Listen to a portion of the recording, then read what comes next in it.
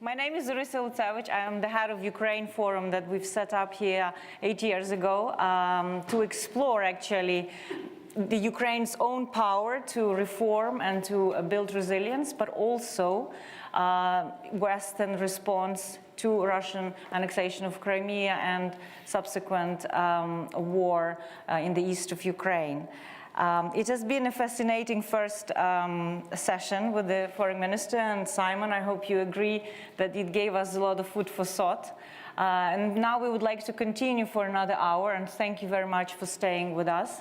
We also have audiences in Kyiv, and we'll continue that bridge. As you can see, they are right now back on stage, and I'm very pleased to introduce also my co-chair, Emine, who is the Deputy Foreign Minister of Ukraine, and she is actually somebody who spoke here on this very stage in 2017. I was really pleased to welcome her here at our annual event dedicated to the annexation of Crimea. I'm also joined here on stage by Dr. Devika Hovell. She is the Associate Professor of Law at the London School of Economics, and she specializes on various issues, and she's the author of The Power of Process, the book that was published in 2016, and also another guest that we are pleased to welcome is Professor Fawn from the School of International Relations at the University of St. Andrews. Rick is a specialist on international security, and there's also a panel in Kyiv, and we'll continue that conversation, and also actually a connection to New York. And now I would like to pass floor over to Emine, also to introduce who is with her in Kyiv. Emine, over to you. Thank you. Yes, I hope you can hear me well. Thank you, dear Orysia. And let me give you a joke that while China is keeping on carefully examining our invitation, we continue our discussion with the best speakers ever. And here in Kyiv, I have a group of students who are listening to us, and then the speakers, the member of the Ukrainian parliament, Mezentseva, who's been recently traveling the whole world, not as a tourist, but as a messenger to deliver one simple message that Russia should be defeated and Ukraine has to win. And there are many ways how Ukraine can win with the support of the international community. Then we have Mr. Khara, who is a prominent expert in security and foreign policy issues. He's a former diplomat now joining the Institute for Defense Strategies and also one of the best experts of the Crimea Platform Network, with his focus on the Black Sea security and the general security issues. And then we don't see him on the screen, but he's always present in our hearts and minds, Ambassador Sergiy Kyslytsya, who is a prominent figure in multilateral diplomacy for 2 decades. He is a former deputy minister who was a deputy minister for over 6 years, but also a head of the Department for International Organizations in the ministry, and also a permanent representative of Ukraine in New York, fighting for our interest and actually doing his best to also vocal the messages that Minister Kuleba now came up. So I hope that we will have a wonderful panel discussion, but I also was requested to come up with several introductory remarks about the final part of our discussion, which is not only the crisis of multilateral diplomacy that Minister Kuleba was pushing for and speaking about, but also about the legitimacy or illegitimacy of Russia's presence in the UN Security Council. And yes, as he said, it's a bad joke at the first April Fool's Day, because while we have Russia as a country that usurpates the seat of the Security Council, and the permanent seat of the Security Council is actually been awarded with a veto right, meaning that he is indirectly has a license to kill Ukrainian people with impunity. And there is a certain need for a frank conversation, not only in Ukraine, which we do domestically, but also in the whole world, with one simple question. If Russia is a troublemaker, if Russia claims to be the second largest army in the world, if Russia usurpates, avoiding all of the procedures in taking its seat in the P5, so the question is, what should we, the international community, do with that simple fact? Isn't it we who decide the current moment, thus defining the future. Because for decades, Russia has been exploiting not only United Nations as such, but also all other international forums to actually bleach out its own crimes, to justify its crimes. And then the whole world revealed in 2014 its and even before that, by attacking Georgia, and even before that, by different other saboteur actions, that Russia's nature is aggressive, and that the regime that is there is aggressive, and it's still Russian leaders has to be and has to bring accountable for their crimes. So without further delay, I will give the floor to Ambassador Sergiy Kyslytsya to elaborate the issue of, let's say, Russian illegitimacy and illegal presence in the Security Council. Dear Sergiy, the floor is yours. Well, thank you very much indeed, and I'm very happy to be part of this important event. I very carefully what Mr. Has already said, and I'm very grateful to him for amplifying his messages now and again, which make our partners eventually change their position. When it comes to the issue of the presence of the Russian Federation in the Security Council, we have not reached the point when other P3 members are ready to discuss effectively removing the Russian Federation from its current position. And there is a whole gamut of reasons for it. What I often say here in New York, that we don't really need a legal resolution of this decision, because the Russian Federation had assumed its role in the Security Council, bypassing all legal requirements. Therefore, since the de facto decision to allow Russia to occupy the Soviet seat in the Security Council was not legal, but political, a decision taken behind the closed doors by a very limited number of the Security Council members, then the ultimate resolution should be of political nature. I think that that will be the part of the eventual comprehensive and holistic settlement after the military defeat of the Russian Federation in the battleground, but more importantly, when there is a chance that a more democratic or aspiring to become democratic government may appear in Moscow. I would like to recall to finish that part of my intervention is that the Security Council in June 1992 had sent its annual report to the General Assembly, which the Security Council must do every year. And in that annual report, the Security Council put the letter of Yeltsin dated December 24, 1991, in which Yeltsin expressed the intention of the Russian Federation to be the continuator state for the Soviet Union. The Security Council reported to the General Assembly that that letter had never been formally discussed in the Security Council. So it is a matter of fact that that issue had never been discussed, neither in the Security Council nor in the General Assembly. Thank you very much. Indeed. Thank you, dear Sergiy, for your intervention. Absolutely. The Ukrainian position is clear, saying that Russia has been bypassing all of the procedures, because Article 23 of the UN Charter that lists the permanent members doesn't have the country Russian Federation. It has the Soviet Union, which no longer exists. And then the procedure that UN Charter envisages when it comes to the accession to the Security Council is that upon the recommendation of the Security Council, the decision should be taken by the General Assembly. And then Russia is actually referring to the famous letter of Yeltsin, of President Yeltsin, which in bypassing the procedure that Ambassador Kyslytsya has said. So, of course, Ukrainian narrative is based on the legal procedure that was not followed. The second position is that Russia has lost its moral right to be a permanent member by actually violating and tearing into shreds the very basic document of the United Nations, which is the UN Charter, by barbaric acts of war, of aggression, and crimes that is being committing in Ukraine. Orysia, I will now give the floor to you so that you could introduce our next speaker.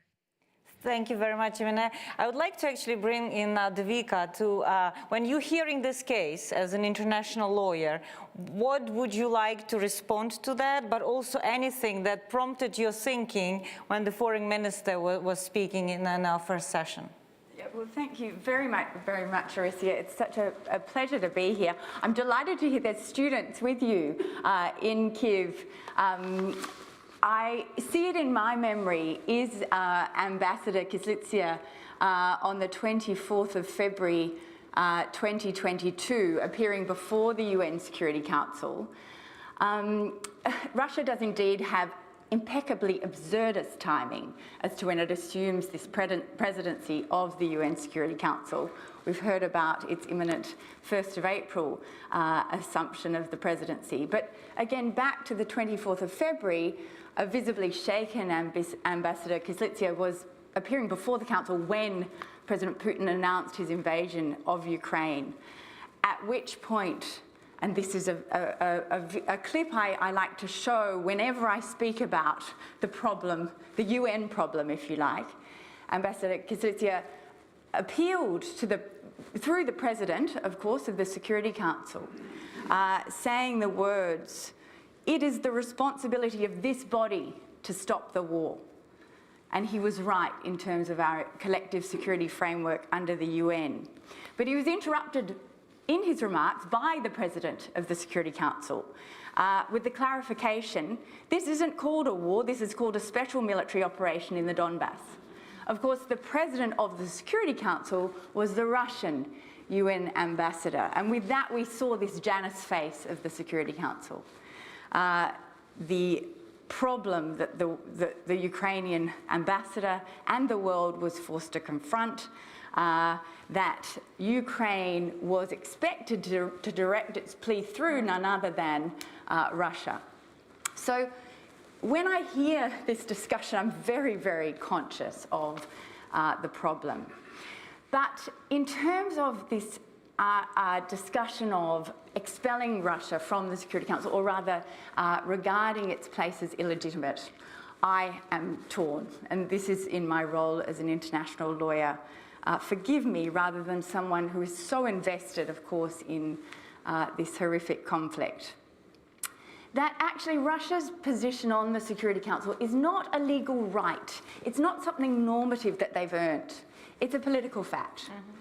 That absolutely correct was the statement that the UN Charter provides in Article 23, that the Council's permanent members are the Republic of China, France, the Union of Soviet Socialist Republics, the United Kingdom, and the United States of America. And there is the argument that the USSR no longer exists. However, there are 30 states that have changed their name since the UN was established. There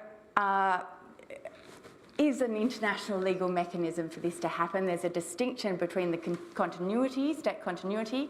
So India, Pakistan, for example. India assumed the seat. Pakistan had to reapply. And the dissolution of states. So Czechoslovakia, for example, Senegal, for example, where actually both states, or I should say South Sudan and Sudan, where you know, that's a continuity with Sudan assuming the state. Then Czechoslovakia, where both have to reapply. And so with the Alma-Ata protocols, we have a situation where the Russian Federation assumed the continuity, and then the other 11 states had to reapply. So what I'm worried about this argument, and again, this is more obviously an international lawyer intervening in a very important political discussion, is that this is a distraction.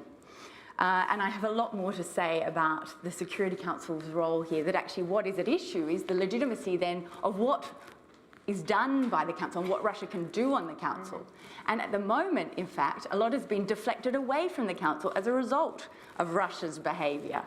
The Security Council does not have the power here. It's been given to the General Assembly in a quite, radical change of power dynamic within that setting. I'll leave it there for now. Thank you very much, Devika. But I think there's also a very clear trend of Russia Federation violating consistently its international obligations. So obviously we have a problem of this particular organization as UN, but some preliminary calculations as of 2019, Russia violated 36 out of 58 international treaties. So we have this consistent pattern of a country, the nuclear country, the P5 country, that is violating its international obligations, actually unsettling the whole system of some kind of equilibrium. It wasn't perfect, but some kind of international law equilibrium that existed. So I'd like now to bring back to Kyiv before we continue, Emine, and let you introduce the next speaker. Yeah, absolutely. Just to add to your words that, for example, by invading Ukraine, Russia has violated more than 407 bilateral and more than 80 multilateral agreements with Ukraine in 2014 when it invaded Crimea.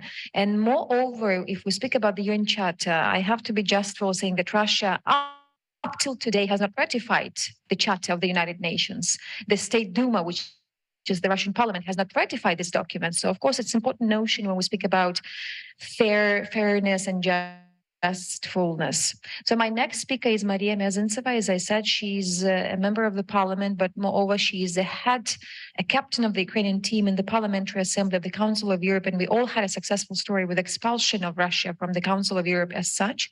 And we believe it was also a very decisive step of the countries of the Council of Europe to do so.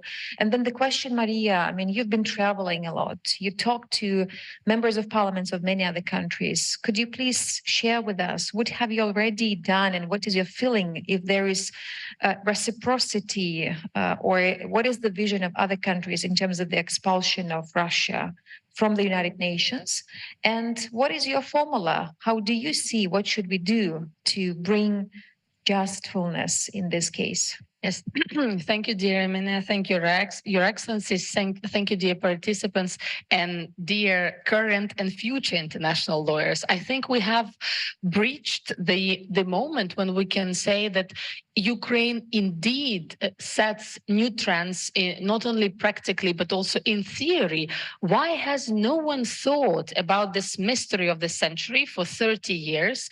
And now after the, I would say, second time aggression, or as European Court of Human Rights recently said, finally, that the aggression started in 2014. Why are we started thinking about it right now?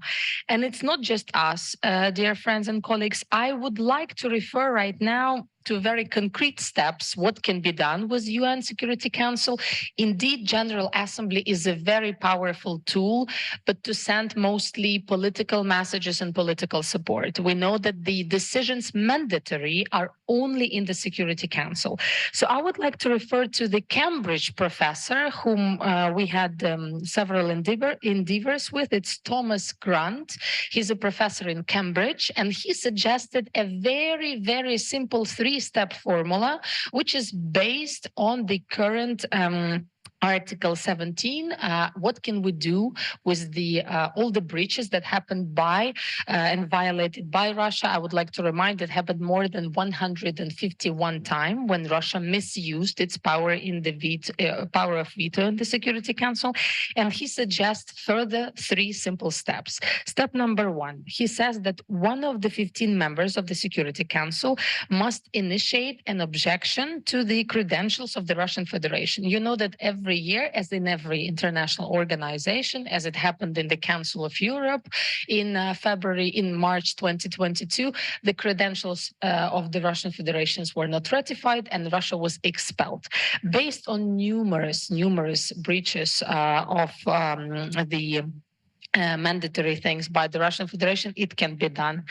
If we find 9 members of the Security Council who support this initiative, then the power of veto of Russian Federation cannot be executed. And step number 3, once we have this 9 members of the Security Council, we we see that Russia would have to vacate the USSR seat, and the representative of some other state would take a new seat as of a new member in the Security Council. So basically, it sounds very simple, harder to implement, because all relies indeed on political support, as we have seen it recently when we were talking for 9 years. Let's exclude Russia from the Council of Europe because it indeed breached the charter itself, all the provisions of it.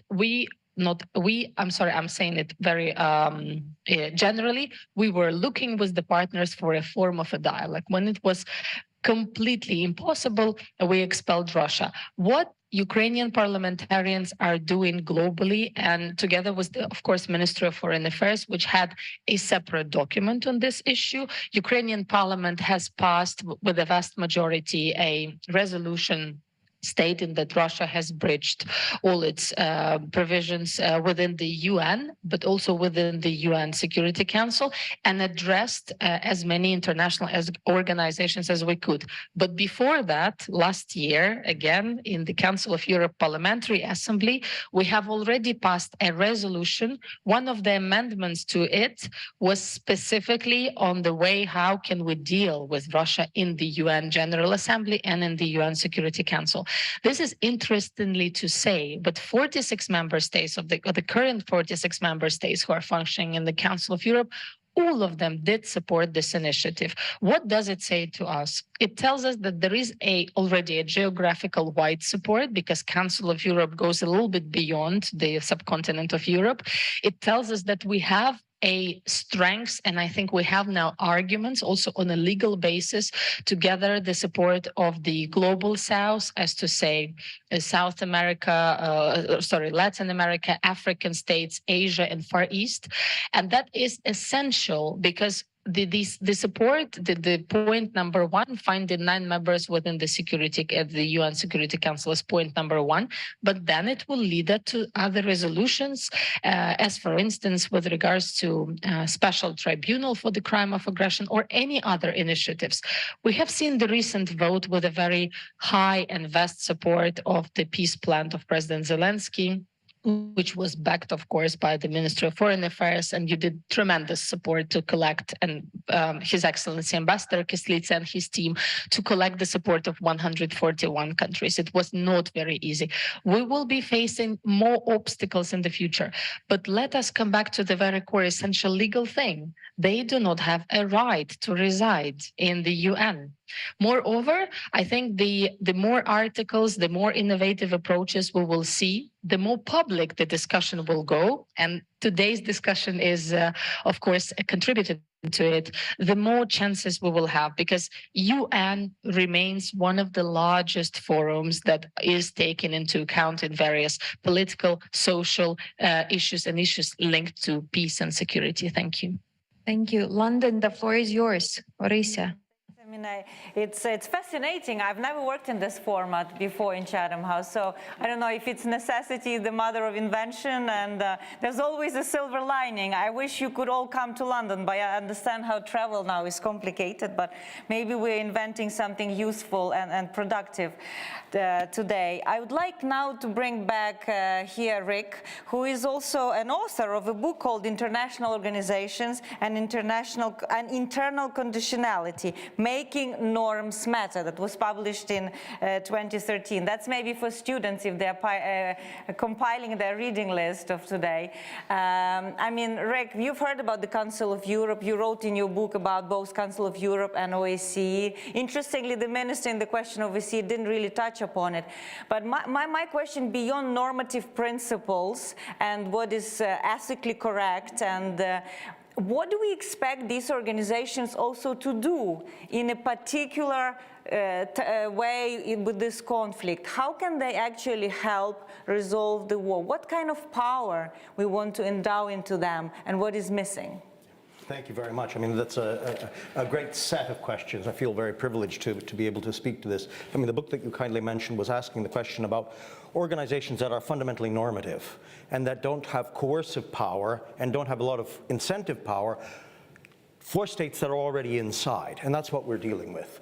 And I think part of the answer to that question is to suggest that we have already worked up a division of labor, a de facto division of labor, among a number of international organizations. And that division of labor has to do with a principal question, the question of in or out.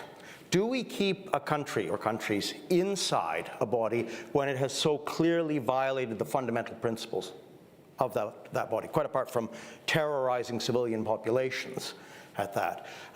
My suggestion would be that we have created a division of labor where we have the expression of revulsion through expulsion.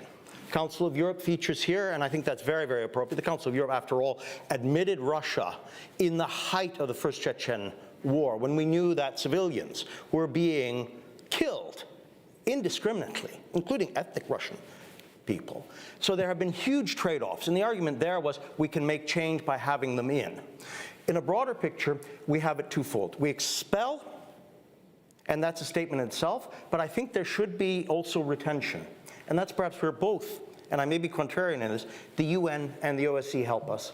And when you ask very rightly, what can these organizations do? I think something like the OSCE has done a great deal to be able to document, to be able to chastise, and the tremendous work, dare I say, of Ukraine's diplomats has been exemplary in doing that, and winning over opinion, and making the world court of public opinion aware, and really decisively on that. This is very, very high value, I suspect. Much more that could be said, but perhaps for openers on that. And I would just stress that I think the OSCE, which was in a great deal of trouble about this time last year, and some of the most senior diplomats, and that is both in the United States and in Russia, who were involved in the negotiations in the 1970s, were extremely despondent. I think there's a huge risk if we lose that organization. And we need a platform to deal with pan-European, Euro-Atlantic security questions. It would cost us an enormous amount if we had to recreate it. And I don't know if it could be recreated. And it's extremely important here for other actors too. Russia shouldn't be allowed to destroy something that is of benefit to others. So much that should be kept, I think, there. Thank you very much. Thanks for being so succinct, and maybe it will help us leave more room for questions. But an interesting fact as well is that in the recent survey that was conducted by Open Society Foundations about the global assessment of Russian aggression against Ukraine, there was a clear dissatisfaction with the UN in more, rich North countries, where, 25%, for example, in France, United States, Great Britain, and Japan were not happy, actually were happy, only 25%. And there was quite satisfaction with UN in Kenya, Nigeria, and Ukraine. 50% of respondents were overall assessing it as a positive, and possibly because of the grain deal and Secretary General Guterres being present in Ukraine. So, it's a tough balance to walk, where there's a utility and where there is a grave, I would say, hypocrisy of that Russia's chairmanship at the UN Security Council especially. And now we're coming back to Kyiv. We have one more speaker there. It resembles me, the Eurovision Song Contest. By passing the floor from one capital to another one. And by the way, we're going to celebrate Eurovision in the nearest future in London. So we're happy to have a disclaimer, yet another one after Minister Kuleba. The question that Rick has mentioned is whether Russia is going to be in or out. I think it's the biggest question that we have to be very clear and frank about. And I will give the floor to Alexander Khara, who is an expert of the Center for Defense Strategies, with this question that, look, since 2014, we've been talking to Russia. We've been trying to find proper words, proper leaders who might listen to, President Putin might listen to. We had Minsk. We did our best, Russia, to hear us. But I think that Russia took it as weakness. And today, since 24th of February, obviously Russia is an elephant in the room. And the question, what should be done to deal with this situation? What should international community do with this? Because the whole architecture of security has been broken by the permanent five country. What is your perspective as an expert? What should be done and how we can treat the situation with this elephant in the room? Thank you. I think it's the most bizarre thing to have the war criminal, and his lieutenant's chair in the most sacred body of the United Nations, which is supposed to prevent wars or prosecute criminals. So that's why certainly Russia should be out or kicked out from the UN Security Council. And actually, there is a precedent. I mean, I'm not talking about Taipei and other things, but I'm talking about the Soviet Russia being kicked out the League of Nations after the invasion of Finland. Secondly, I can understand why there was this illegal and illegitimate decision made after the collapse of the Soviet Union. Russia was a democratic hopeful, armed to the teeth with nuclear weapons. And certainly it was absolutely wise to keep Russia within these legal limitations and especially arms control. But look at Russia now. Russia is a totalitarian state, and I would say fascist state, and it's not a bad word. I'm referring to the definition of fascism by Umberto Eco. So Russia completely fascist state. Then the remaining, let's say, strategic arms control agreement was suspended, even though there is not such a thing in the new START treaty. So there is no reason to fear Russia that is going to violate some strategic arms control treaties or behave in such a let's say, escalatory way, because Russia is doing it already. So that's why within to stop discrediting the United Nations, because we understand that even though there are some opinion polls that been mentioned, the UN has no really good, let's say, appearance and support across the globe. We should do this, and I absolutely agree with my colleague and friend, honorable member of parliament, that Ukraine suffering this war, in this war. Ukraine is fighting for its sovereignty, existence, sovereignty, and independence. Is a reason for the world to revise something. If there are some gaps in legislation, in international law or institution, we need to fill it. That's why we want to have this special tribunal for war crimes, because it's not possible to prosecute those who planned and gave an order and committed the most terrible crimes of all times. That's why Ukraine should be, it should be Ukrainian contribution to the international community. That on our example, or with our case, we should fill these gaps. And the same thing with the illegitimate place of Russia in the Soviet seat. Because now you open the UN Charter, you see the Soviet Union, who is the permanent member of the Security Council. So I believe we should talk about it, and not just among us. I mean, those who are for whom these principles are dear, but the so-called global South. And I think that Ukraine here is unique as well, because this war has several layers, and colonial war as well, because Russia considers Ukraine as a colony. And that's why we have a pretty strong argument to reach out to the global South. Unfortunately, the Russians are exploiting this Soviet legacy of anti-colonial wars and support, and they are lying to their partners. I'm not talking about those who they just bought with some money or some projects or political influence, but there are some genuine genuine belief in some nations, including India, for example. So I believe we can change this as well, and it would be a Ukrainian contribution to restoring and to securing rules-based order. Thank you.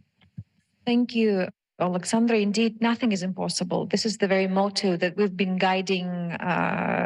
All of Ukrainian diplomats have been guided by this motto, that everything is possible, and whenever there is a will, there is a way. So Ukrainian diplomacy is demonstrating extraordinary results, because we never thought that Russia could be expelled from the Council of Europe or from the Human Rights Council in Geneva. We never thought that Finland and Sweden would apply for NATO membership. We never thought that Russia would be expelled from other bunch of multilateral institutions. So I think that we live in extraordinary times, and extraordinary times need extraordinary decisions. And the question is, how should we come to this point where these extraordinary decisions might be taken? So to conclude, Orysia, 12 points from Ukraine go to United Kingdom. You can hear the cheer in the room. I think we still have about 15 minutes to include the audience, and if there are any students who would like to ask, to our panelists here, or anybody from the panel in London would like to ask anybody in Kyiv, you just please direct your question to somebody specifically. I think it will make mine and Emine's job easier and also help us to cover the ground. So please raise your hand if anybody would like to come in here in London. Yes, there is a hand over there. I have one hand in London. I don't know how many hands you have in Kyiv so far. So please, my colleague here. Just introduce yourself, please. Hi, Orysia. Thank you. My name is Talita Diaz, and I'm a senior research fellow here on the international program. My question goes to Devika, and it is a legal question, and it has to do with some of the legal hurdles to prosecuting war criminals in the context of the war. So one of the main hurdles is head of state immunity, right? For all the options that we have at the on the table right now. And so I was wondering, what is your take on that hurdle, and in particular, whether you think that states endorsing for example, Putin's arrest warrant means that they're also endorsing that there's no head of state immunity for international crimes. Okay, do you have questions in Kyiv? Do you want to take one more from the audience there? Anybody? Or we'll come Let us here? finish with London, and then we'll take some questions in Kyiv. Okay. Great, thank you, Talita. So I feel a bit like the New Yorker cartoon where there's a man sitting in a bar with his mate saying, "I'm a passionate man, but first a lawyer." So amongst all this incredibly important... It's good to have a lawyer. I know, here comes the lawyer to rain on the parade with some practical hurdles to these extraordinary times when extraordinary measures are needed. But this has been extraordinary. I mean, the international criminal law shifted on its axis with the arrest warrants on the 17th of March against Putin. So Talita has raised the question of immunity, which is absolutely a hurdle. And so it does depend in answering that question on which court we're talking about. But the practical one that's presented itself is, of course, the International Criminal Court. Now, the International Criminal Court provides in its statute in Article 27 that there is no immunity before the International Criminal Court. So yes, tick, except there's a problem. The International Court is like a giant without arms or legs, as Kyslytsya, president of the Yugoslav and Rwanda Tribunal, once said. It relies on states to enforce its arrest warrants. And unfortunately, one might say, states are bound by immunity within their own states should they arrest or wish to arrest either President Putin or Minister Lvova-Belova. Now, the head of state immunity, therefore, is going to be at issue.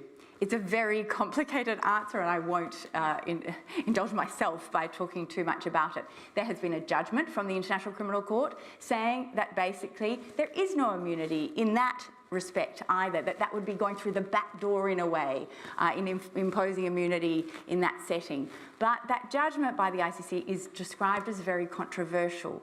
One wonders whether there is time now for an advisory opinion to the ICJ on this question of immunity, because actually it is a question really for international lawyers and international law, and some clarity would be welcome. For the time being, though, again, from a political perspective, perhaps it's not a good idea. Perhaps that uncertainty is good because the arrest warrant has symbolic value. As our speaker has said, actually, President Putin is now not merely the head of state of Russia, he's an accused war criminal. And for that to be on his business card detracts heavily from his legitimacy as the head of state.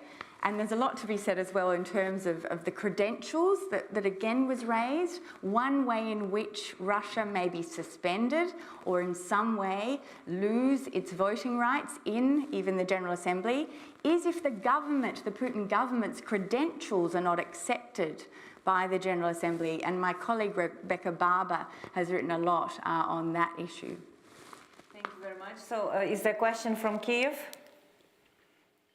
Yes, thank you, Orysia and Devika. Indeed, while there is a very complicated discussion among lawyers and international lawyers on the questions of immunity, credibility, and so on and so forth, it doesn't change the reality in Ukraine. And of course, Ukrainian people are very sensitive because Our citizens have been killed. The missiles have been showering the rooftops of Ukrainian houses. The children of Ukraine have been forcibly deported and abducted. So, of course, there is this question: what should be done, and where is the international community reaction to what we have, and as we classify as a war crime? And we have a question here. Please pose it in English. Yes, thank you. I will be in English. Yanril Rozhitsky, the Youth Council under the Ministry of Foreign Affairs, and I have a question to panelists from the Ukrainian side. And as we know, since the beginning of the full-scale invasion, Ukraine has proved multiple times that nothing is impossible. When our partners didn't believe that we would last for more than 1 week, we proved that. We proved that we can fight this war and that we can persuade other partners and make the political decisions on the highest levels possible, even though they seem not really like that. So from your experience, while you were working with our foreign partners from different countries, is there a clear understanding among them that Russia must be suspended from the UN Security Council since it doesn't have the right to reside in it? Is there a clear understanding, or there is a lot of more work to do for us to persuade our partners and friends? Thank you. Thank you very much. I think it's the process and the process. We definitely have to tackle different countries differently. So for instance, explaining the war of aggression in a legal term, in Indonesia, Jakarta, we've been using the peninsula of Crimea invasion in 2014, stating that more than 100 of religious buildings, including in Crimea, were destroyed, including those where Muslim population is going to pray, showing the videos how, for instance, Muslim population is joining Ukrainian army to defend Ukraine as a union state, and then it's a totally different message in a Department of State in DC, for instance, or a completely totally different message in The Hague when we were discussing the immunities. If I may link these two important questions, we don't have an issue with the war, with the ICC recent warrant on war crime committed by Putin and his sort of ombudsman for children, because it is a multiple war crime which has a genocidal nature. This is one huge bunch of crimes, including war crimes, crimes against humanity, and crimes with genocidal nature. Totally different thing is a crime of aggression, which has an immunity issue, which has to be treated not via ICC. And thank God for the whole year we've been persuading our partners that ICC cannot do it. Thank God there is a dot in this legal question. They cannot because Russia hasn't ratified Rome Statute, never will, etc. So Article 8 bis 8 is not applied, which tells us about aggression. However, we need an international broad geographical agreement, the broader the better, and not a sort of hybrid format. Definitely not, because it will drag us back to national law of Ukraine versus Russia. That's what we don't want. So international case, international court, which will deal with the crime of aggression. If that crime would never happen, we wouldn't have 72,000 plus of a war crime registered, including 16,700 plus official registered cases of deported Ukrainian children to the territory of Russia and occupied territories, temporary occupied territories of Ukraine. Sorry, I might sound a little bit, jumping from topic to topic, but it was very important. How do we link all that? And sometimes, friends, we feel like we are educating each other from time to time, because something I've been reading in the books in the University of Kent in Canterbury is not working today. This is just not working today. We are filling these gaps, and I totally agree with Alexander. We are inventing things that are up to date. We can't rely on charters and documents since Second World War, because we're living in the 21st century with hybrid threats including to the international law. And that's why the instrumental part, approaching to different partners, has to be different. And that days when we were cruising around using same arguments. Okay, give me the paper. Okay, who are we meeting right now? Okay, we are doing the House of Commons. Okay, doesn't matter. Let's do the same what we've done in DC. No. This is very precise, very strategic work. It takes hours and days, and there are people in this room whom I'm highly thankful for the profiles that are being sent when we travel to different countries. For instance, our recent trip to Budapest, and congratulations, friends. Today, Russia has included Hungary to the non-friendly countries. What a great news. But it takes time, and it takes it has to have a professional approach to it. So everywhere it's different. You have to go to China. Yes, and I speak Chinese, so I'm ready. Orysia, we're done with questions here. Please have in mind that we have Ambassador Kyslytsya on the screen with us, even though we can't see him now. If there are some questions there. Andrew, yeah, go ahead. Over there, yeah, microphone. We have one more question, and maybe we'll bring in Rick after as well. Andrew, please. My question is a little bit... Can you just introduce yourself? Oh, sorry, yes. Andrew Wood, the Chatham House. It's a question that hasn't been asked. We've spoken a great deal about Russia and about Putin as though they're the same thing. Putin has locked himself in an almost impossible position for himself, and he's gone a long way to destroying a great nation, which is Russia. Does anybody in Kyiv or elsewhere expect any change in Russia, or are we making the assumption that it all will stay the same as it is throughout this year? Before I come back to Kyiv, Rick just wanted to make a comment. Well, it's more a question, and I think we know that diplomacy has theater to it, and we're talking about life and death. I'm achingly aware of that, and I consider myself to be from Western Ukraine, that is Canada. And I've visited Ukraine many, many a time, and I'm personally in great agony every moment as to what is happening there. When April 1st comes, is there consideration to the idea of walking out? I mean, we've seen cases where Lavrov has addressed diplomatic forums, diplomats leave. Are there televisual messages that are being planned to send when this happens? Mm-hmm. It doesn't save lives, I'm aware of that, but in terms of the theater and the potency that international forums can have, are there plans to that effect? Maybe Emine will take this question to Ambassador Kyslytsya, this specifically what Rick has asked, and then if I may ask you to answer the question about what are your hopes about the future of Russia? Yeah, but let us first go give the floor to Alexander, and then Ambassador Kyslytsya and I will conclude. Thank you. Sounds good. You know, the United Kingdom has done a great job of seeing Russia for its face value and not overestimating democratic course from the beginning of the 1991. And I believe that even the Russian opposition is not really, believe in the possibility of a rapid change in Russia for various reasons. Because you have the all wealth concentrated in hands of FSB operators. You have the security apparatus who controls everything. You have persecution and an outflow of the liberal-minded people from Russia, and they're not going to return in the nearest future. And as I said, that Russia turned to fascist state if we have a look at the Or Fascism by Umberto Eco. So I'm skeptical about any chance of Russia turning to normal, because they've done their civilizational choice.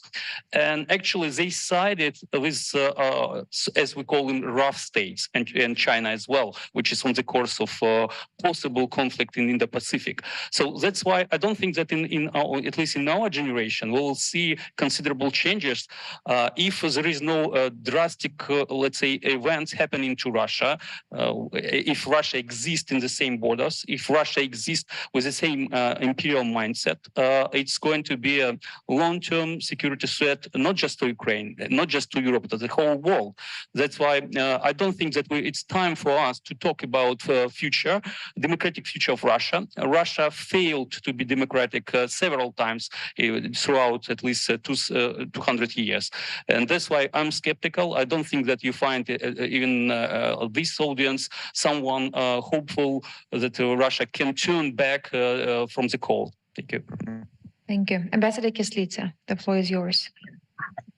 Well, thank you. I hold no hopes for Russia in the near future.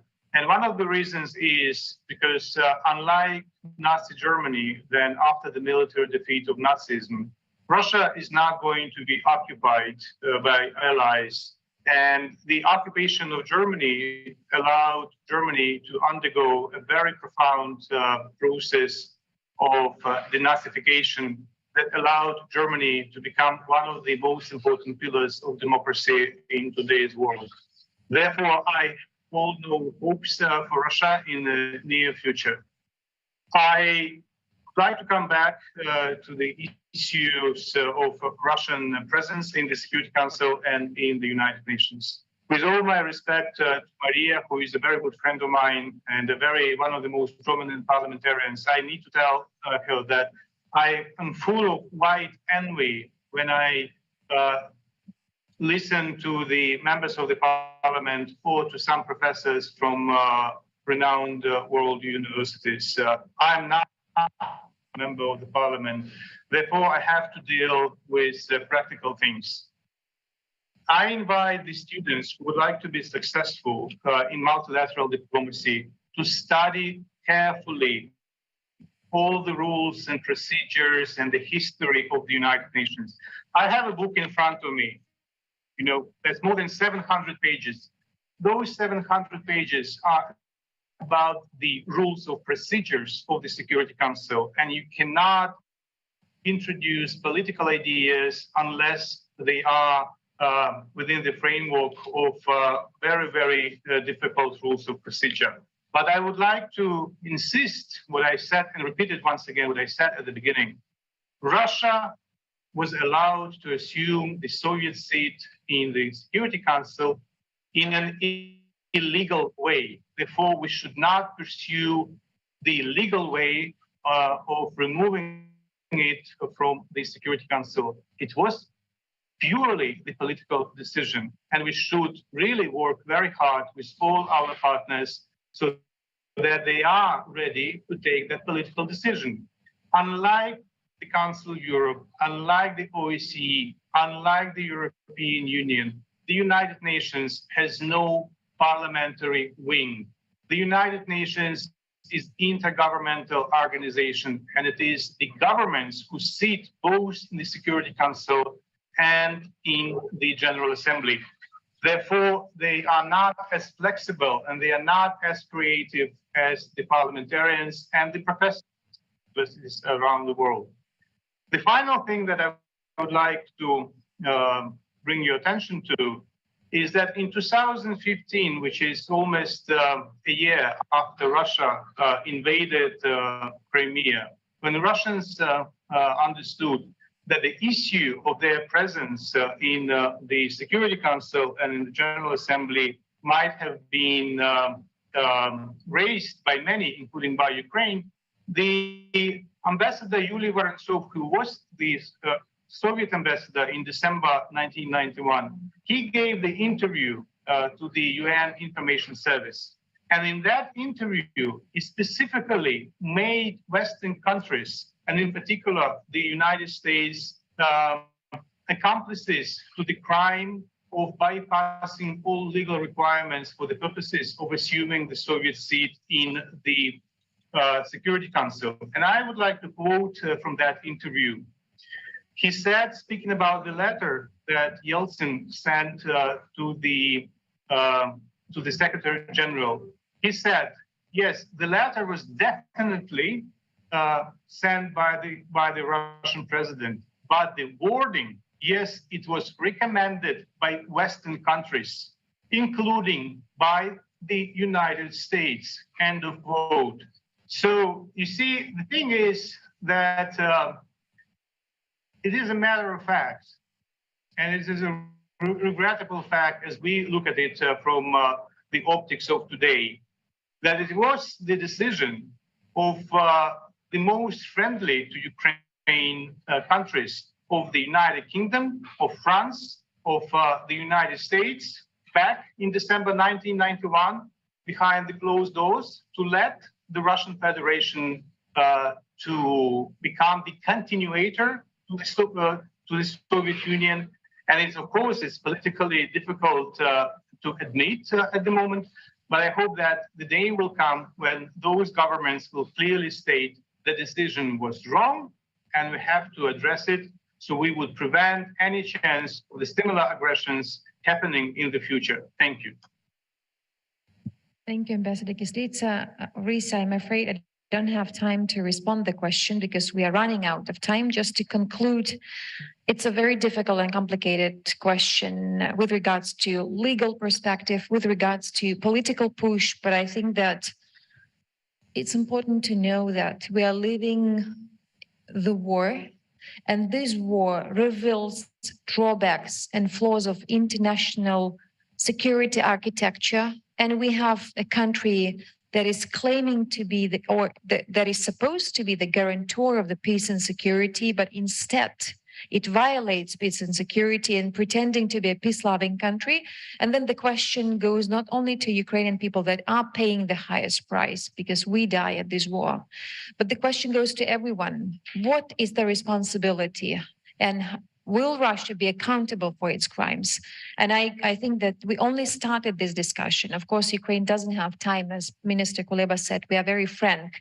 And the limits of sincerity in diplomacy might be different, but I think that the limit of Ukrainian sincerity is the highest one. It's like we are frank saying that we have to do something about the fact where Russia, as a P5, usurpates this seat, exploits it in terms of bleaching out its own crimes, and there is obviously should be a response that we all have to find.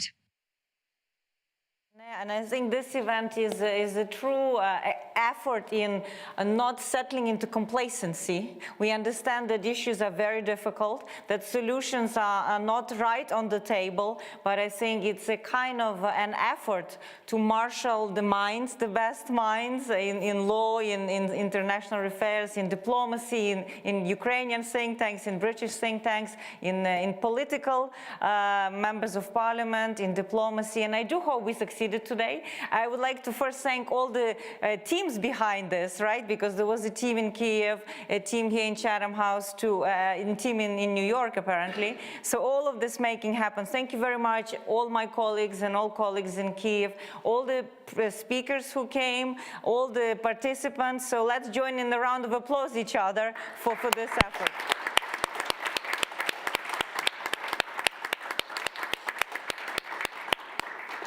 Thank you very much. Thank you. Бережіть Thank you so себе. much.